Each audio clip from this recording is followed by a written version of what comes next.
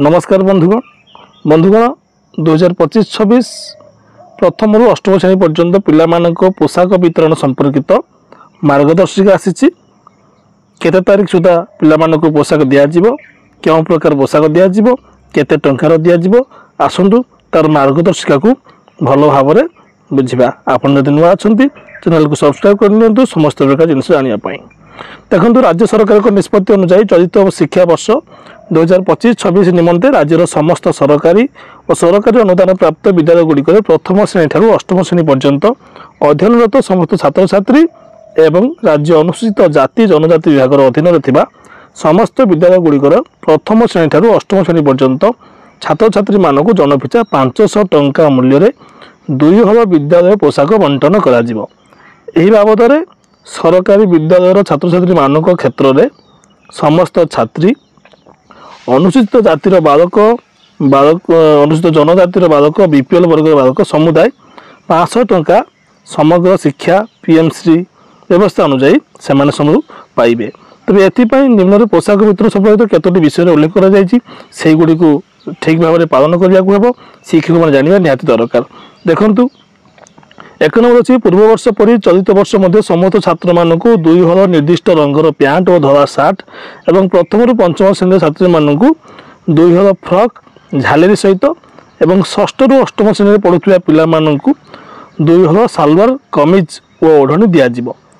2 number देखो प्राथमिक और उच्च प्राथमिक स्तर में अर्थात अष्टम श्रेणी पर्यंत छात्र छात्री मानक उपरलिखित उपकरण बाबद उद्दिष्ट अर्थ से सब विद्यालय को प्रदान करा जाई निर्धारित समय सीमा मध्य पोशाक वितरण करा जिवो और पोशाक प्रत्येक छात्र छात्री मानकर सठिक माप हिसाब से दिज्व। पोशाक रंग और गुणवत्ता पर विशेष ध्यान दिज्व। क्वालिटी युक्त होता दरकार आपण मैंने ध्यान देवे पैसा अनुजाई पोशाक देवे। पोशाक बंटन समय सठिक भाव समस्त छात्र छात्री मानकर नाम श्रेणीवारी खातार लिपिबद्ध करा जाए सेमानकर दस्खत नियाजिवो। कौन पिला पाइला तार दस्खत ने पोशाक बंटन प्रक्रिया को जुलाई 15 तारीख 2025 सुधा सुनिश्चित कर देखो तारीख है जुलाई 15 2025 सुधा सबू पिला पोशाक पाइबे।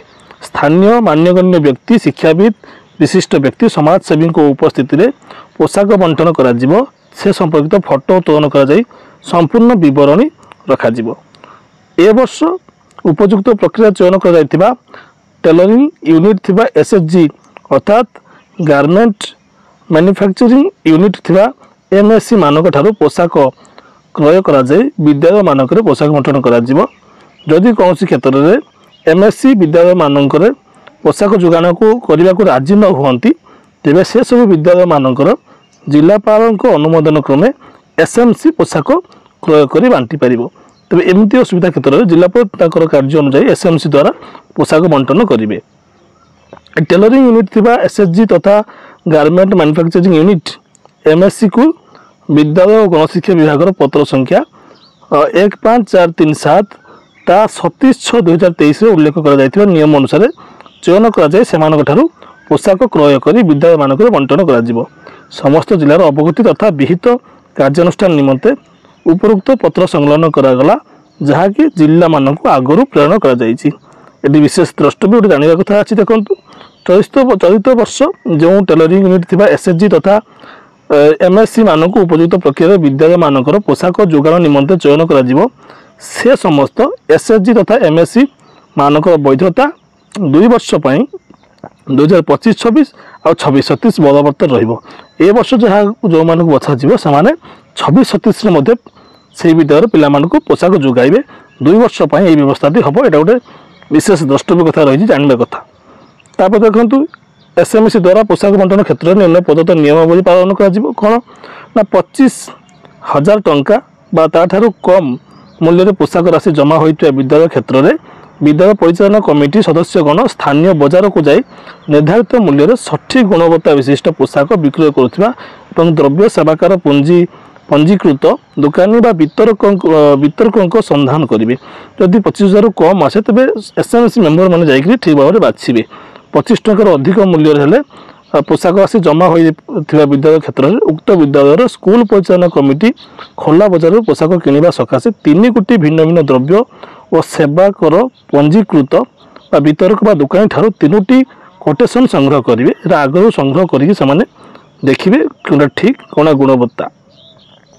निर्धारित समय उत्तम मानर पोशाक जोगाण उक्त दुकानी बा जे देवे दुकानी को पत्र रखा चुक्ति अनुसार पोशाक वितरण न कले से वितरक संस्था विरोध में पदक्षेप नि जी पोशाक दब से ठीक समय अनुजाई न दिए तेज पदक्षेप नि सठिक मानर पोशाक वितरण पर वितरक को उभय क्षेत्र में 25,000 टंका बा ताठू कम टंका बा अधिक टंका जो मान बैंक माध्यम देय प्रदान कर उपरोक्त समस्त प्रक्रिया सीआरसीसी को प्रत्यक्ष तत्वावधान संपादित हो। ये सब कार्य सीआरसीसी निजे सेठार रहिबे। आवश्यक स्थल block accountant cum support staff मध्य सहायता नहीं पारिबे। तापर देखो विद्यालय परिचालना कमिटी अकाउंट को पोशाक बंटन बाबद को अर्थ जोगाई दिया। यही अर्थ को पोशाक वितरण पर पोशाक जोगाणकारी दुकानी तथा संस्थार बैंक खाता को एसएमसी देय आकार प्रदान करेंगे।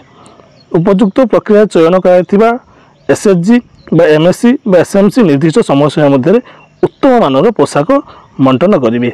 जिला शिक्षा अधिकारी तथा जिला प्रकल्प संयोजक गोष्ठी शिक्षा अधिकारी सीआरसीसी यही पोशाक वितरण प्रक्रिया तदारख करेंगे। यार स्वच्छता गुणवत्ता सुनिश्चित करेंगे। विद्यालय प्रधान शिक्षक पाखे गोटे हल पोशाक नमूना भाव रखिए। आवश्यक हेले तदारखकारी को यही नमूना देखाई पारे जो आवश्यक बोले देखिए तेणु गोटे पाखे रखिए। प्रति विद्यालय प्रधान शिक्षक मार्गदर्शिका अनुसार समस्त पिला उत्तम मानर पोशाक केमिति पाइबे से विषय ध्यान देवे। तेणु ये मार्गदर्शिका भल भाव बुझंतु एवं यही अनुसार कार्य करंतु। धन्यवाद।